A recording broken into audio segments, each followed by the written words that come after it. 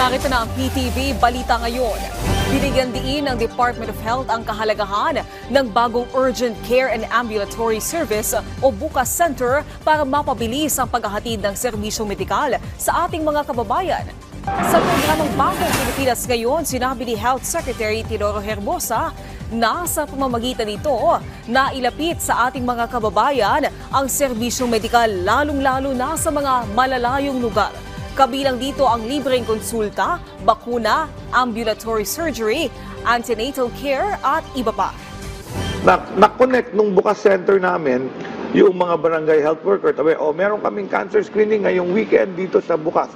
Datingan lahat, na-ultrasound lahat ng babae, tapos dinadala sa hospital. Tapos open siya from 6 a.m. to 10 p.m. So dati, pupunta ka sa outpatient ng malaking ospital, 8 to 5 lang yan. At pagka mahaba na listahan, baka pabalikin ka. Dito, naglalakad lang sila o nagta-tricycle lang sila, may doktor na. So, nilagay ko yung mga family and community medicine doctors doon at yung emergency medicine doctors doon sa urgent care. So, isipin mo, alas 6, yung isang nanay, madadala niya na yung anak niya, patingnan.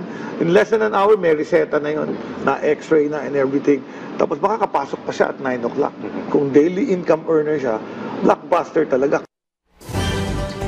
Ibinabana ng Department of Agriculture ang presyo ng bigas sa ilalim ng Rice for All program. Ayon kay Agriculture Secretary Francisco Chu Laurel Jr., mula sa dating 40 pesos kada kilo, ibinabana ito sa 38 pesos. Magsisimula ito sa January 17. Samantala sa January 20, ipatutupad naman ng DA ang maximum suggested retail price na 58 pesos kada kilo para sa imported na broken rice. Layo nito na maging abot kaya ang presyo ng mga bigas sa mga pamilihan. Muling tiniyak ni Pangulong Ferdinand R. Marcos Jr. na hindi mababawasan ang serbisyo at benepisyo ng PhilHealth.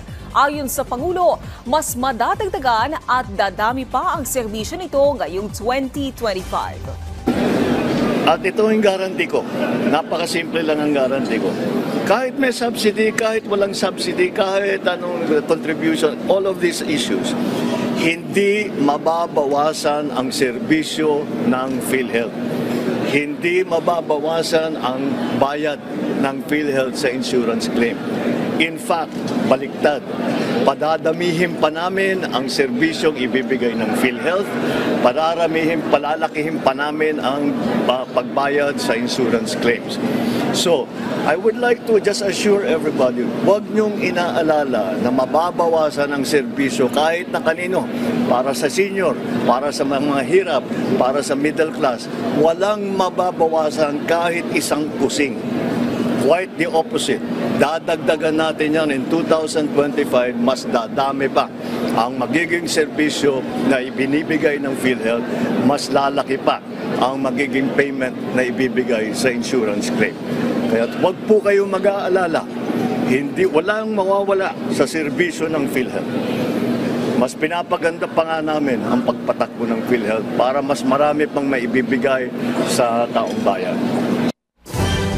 At yan ang mga balita sa oras na ito. Para sa iba pang update, i-follow at i-like kami sa aming social media sites at PTVPH. Ako po si Naomi Tiburcio para sa Pambansang TV sa Bagong Pilipinas.